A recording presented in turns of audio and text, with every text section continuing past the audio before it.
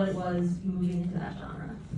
Well, I don't know. I'm not sure. I never really thought of it as espionage. I mean, we have, I guess you've seen it now, so he's a spy. To me, it was, it started as a story, as a businessman's story for various reasons. I wanted to do a film about this kind of tycoon character. And it seemed to want to be something more about a father and a daughter. And it's true that people get blown up and their fighter jets and quicksand, and those were unexpected ingredients for me. I hadn't anticipated any dynamite when we began writing it.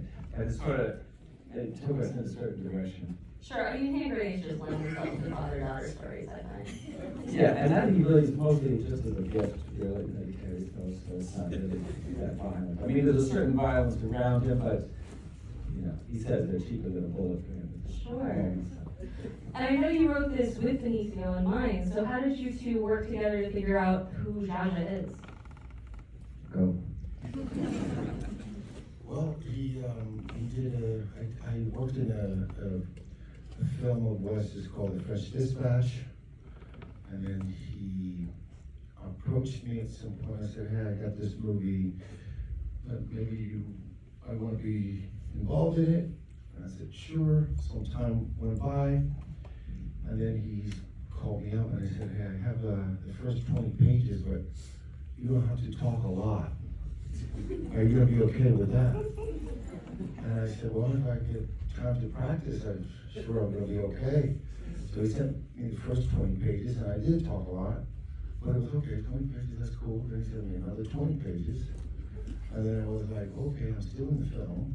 And then another 20 pages, and I'm going, okay, now I'm really scared. And then there's that fear that comes in, and I think that helps actors to get motivated and just, try to do the best. So that's how it kind of went, and we spent a lot of time. I'll say one more thing. Working with Wes is it's different. Every director is different, every movie is different, every cast is different, every story is different. But working with Wes is a bit, if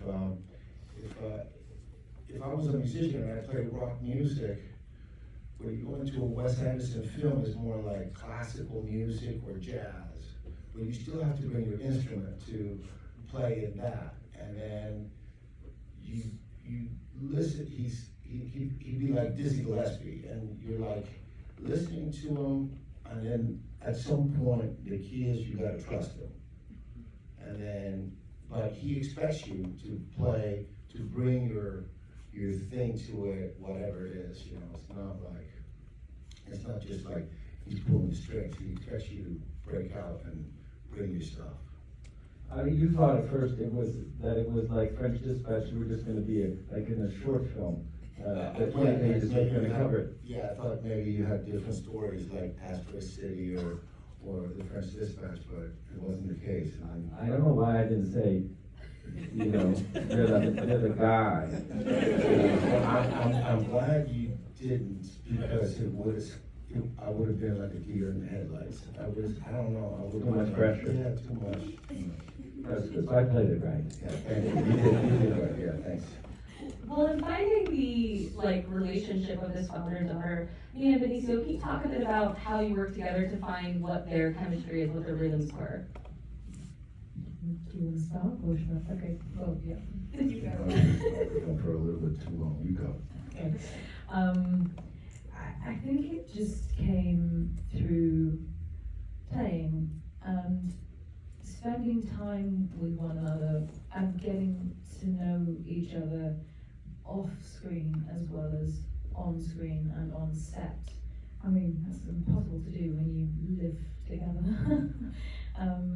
And there was a lot of fun and very trusting sort of experimentation of scenes and beats within the scene. And when we met each other for the first time, it was in the screen test, and that happened over 2 days. And that was sort of it was almost like a little kind of boiling dish. It all kind of got very condensed down, like how much can we get done in these 2 days? And then when we got to set, it was, okay, we've got a bigger pot So, yeah, you boil it and you see what comes out of it, and it was a lot of fun. I had a lot of fun, and I learned an awful lot. What kind of scenes were in the screen test? If you don't mind us asking. I know exactly what it was, because I still remember the lines, because I tested myself the other day for fun. It was scene 6, which is that big first scene where we meet Jar Jar and Liesel and Bjorn, who is listening in the corner sneakily. And yeah, it was, I think at the time it was like 16 pages long. So that's a lot of room to try stuff out and to play around, and yeah. I don't think I'm going to forget those lines ever, because I did them that many times. She was extremely prepared. And when we did the audition, there was a moment in which we came to their lines, and there was this moment where we locked eyes, and you get those blue eyes that light up the screen, and she just locked in and didn't blink. And I remember that she walked out, and I went up to Wes, and I go, I think that's exactly what Zaza needs.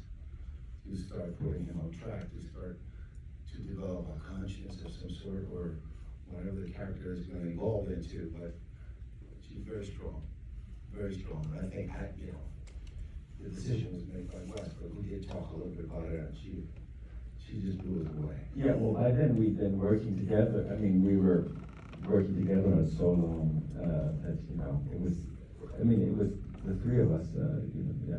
And also by the time we met you, by the time Benicio met you, we sort of knew, it was, it would have been too much trouble to do all that stuff. It would have been too much of a waste of time. I didn't know. Well, that was something we weren't going to put in the movie. Well, it's only to hear that now, like, oh yeah, you basically had the part when you came in and This is the first time I'm hearing this. So I didn't know that. And Just back it up, we're not gonna, it's not, you knew there wasn't somebody else who's going through all of that, or you didn't know that? No. Oh, see, that's- Okay, we're all Nobody finding out knows this in real anything, time, really. everyone. But it's fine, because you didn't need to know. Well, no, I'm glad that I didn't know, because then I not that I would have been resting on my laurels at all, I wouldn't have, but I was so terrified when I got that phone call from my agent saying, yeah, Wes wants you to play Liesel. I made her hang up the phone and call casting back, because I refused to let myself believe that I was hearing that. And I was convinced that a mistake had been made, so I made the phone call them back. She did, called me back and said, that was really embarrassing. That was really embarrassing. Why would I be lying about this? And then I subsequently burst into tears. I have cried a lot through this whole process just because I completely don't believe what's happening. I did not think this was on my bingo card. And well, you won this bingo card. You're great in this movie. Thanks.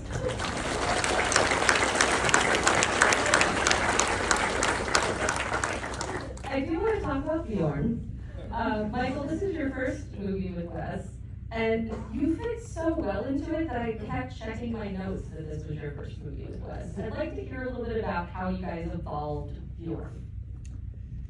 Well, Wes really created Bjorn. Like, when I first read the script, I basically saw more or less, that in my mind. It was very vivid and it was very fully realized. And then it just got quiet, right? The AC shut off. My answer is getting really serious or something. And then the thing we really had to sort of dial in together was the accent. Because I sort of took it for granted that he would have a Norwegian accent because he was written as a Norwegian man. But when I brought it up, it sort of felt like you hadn't considered that, or weren't anticipating that. Is that accurate? Well, when you say that it was all already fully conceived and you saw it when you read, but for me, I say the same thing. Except I say the opposite. It was, to me, I didn't see it until you did it. You didn't see it like that. So what you saw when you read it was something that I hadn't really envisioned. Right. And to me, it's like, you did the whole thing. For the accent, I don't even know what I thought. I thought when you said, when you started working on it, it made me nervous because I'm like, well, is this gonna work? But then you said just let me get it ready, and then when you did it, I was like, great. I could be the audience. That's what I prefer to be. That was my experience of it. We fortunately had sort of like a week and a half or so to rehearse and prepare. We kind of tiptoed toward I was kind of like doing the accent at like 25% at first, and then, you know, trying not to like make Wes terrified of it, and myself, you know, either. But I did feel like he kind of needed that. I mean, maybe just because that's what I love the accent. And by the way, Bjorn is not from Oslo. He's not. No, that's the thing. I always thought if the accent is terrible, I can always say it was supposed to be because he's an American and he's doing a poor accent himself. But I think it's a hidden layer. But yeah, I think Agent Carlson is good at this Norwegian. That's my opinion. Good at Norwegian drunk, which is like another level. He had the polygraph. You know, Polygraph. Amazing Norwegian drunk, which was incredible to I watch. was faking drunk. Yes.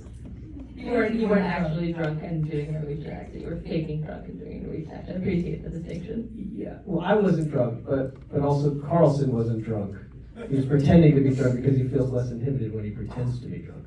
Oddly, I thought that was funny. See, when you have to see it the second time, you get more of the layers. Yeah. Yeah, I mean, everybody remembers that line, right? Kind of an important line.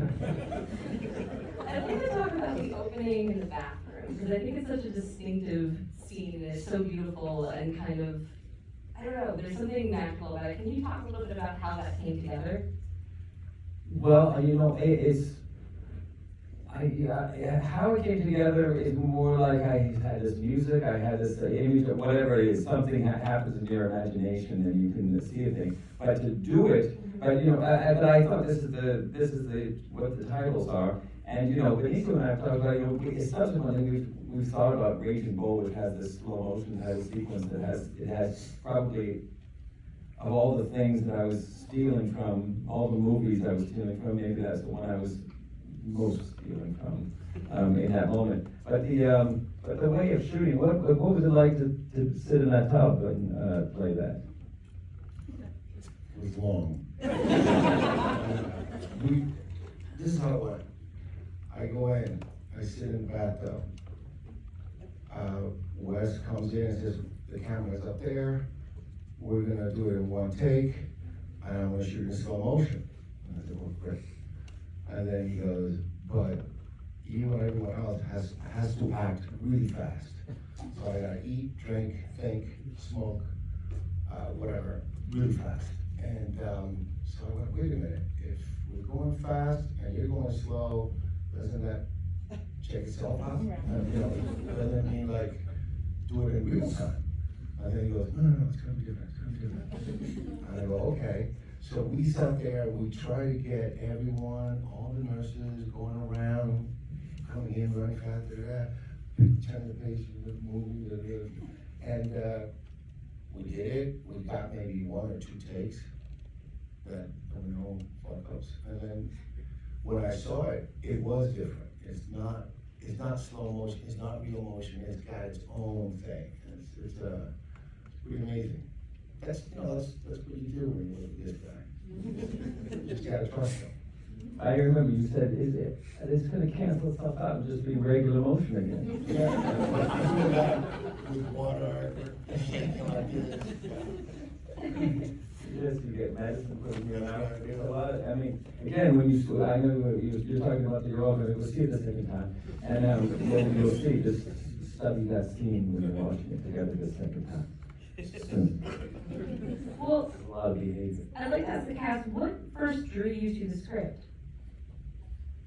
It's a no-brainer. It's a bit of, no, I mean, yes, it is a no-brainer.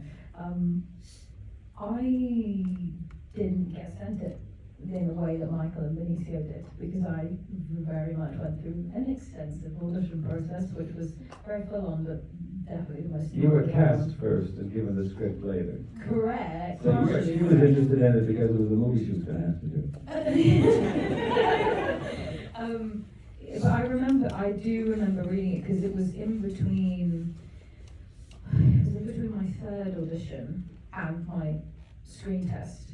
And somewhere in that time, I did not think that I was going to be allowed to read anything other than the minimal pages, which I was only allowed to have for about an hour to 2 hours before each audition that I had, and I had to begrudgingly give them back, and I don't know where they went. So I only had small windows of time to get any information, and then at some point, I think it was in October, I was given in a very timed, encrypted PDF link the script, and I remember getting that through and thinking, there is no way. It was the equivalent of like a fairy popping across the laptop. I couldn't believe it. And then I read it, and then still couldn't believe it, and then read it again, and still couldn't believe it. I have a question for these two here. What is it like to watch a movie from those seats? I think there's a lot of good seats in this house. Those may not be the best. They have a nice privacy to them. You know, I'm just but admiring the it's a blazers. difficult angle. Those are excellent blazers. Yeah. But do your eyes kind of just accommodate it eventually, or is it it would be better to be in another seat? We should give them a refund. It's not really fair. It shouldn't be selling those. How are the seats there? They said bad. Well, outside, west side. But it's probably fine for the Q&A, am I right? Oh, it's fine. Yeah. Cancels it out. Was there anything, what was the scene in the script for the actors that was the most intimidating ahead of time?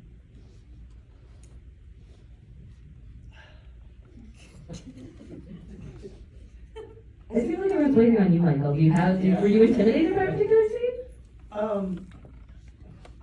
I don't know, for me, I didn't have a particular scene I was intimidated by, but just getting started, getting up to speed, you just want to, it's like Nina was saying, I mean, it's such a big opportunity.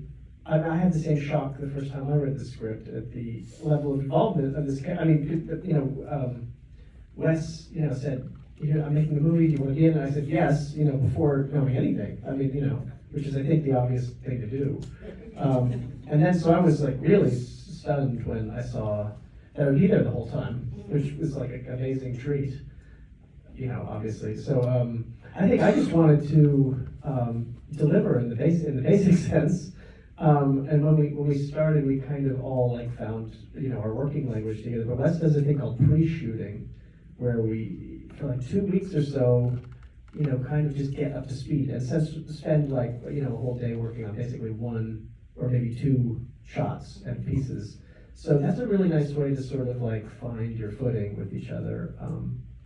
Yeah, those days we could rehearse a bit maybe and then shoot for a little while, and I like that. Appreciate it. Well, I have a question. When you arrive on the set, do you come to the set calm, or do you come to the set tense? Like, is it a nervous arrival? Like, what is it for you, Benicio, when you arrive on the set? Or is it different every day?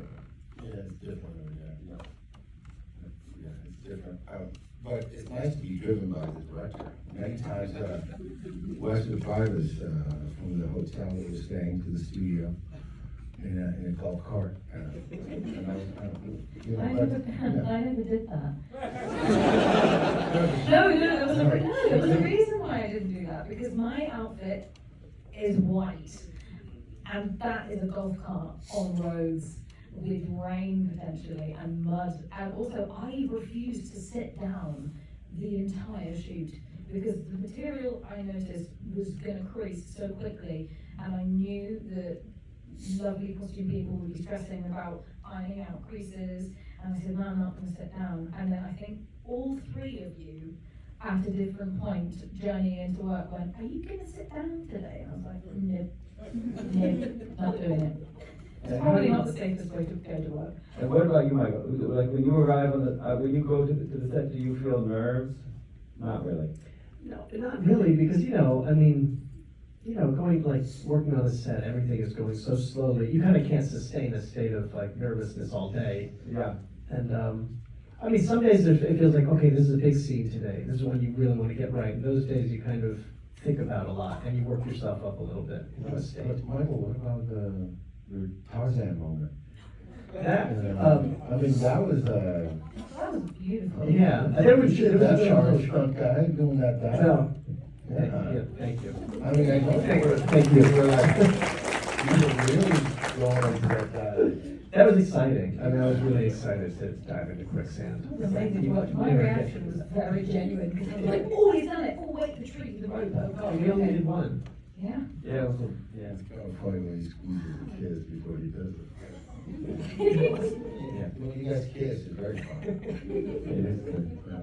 Well, we kind of Hollywooded the kiss. We did. No, we had a little thought. We were like, how do we do this? Let's move our bodies when we kiss. The whole body was like, ugh. Yeah. It's kind of turning into just a private conversation. Sorry.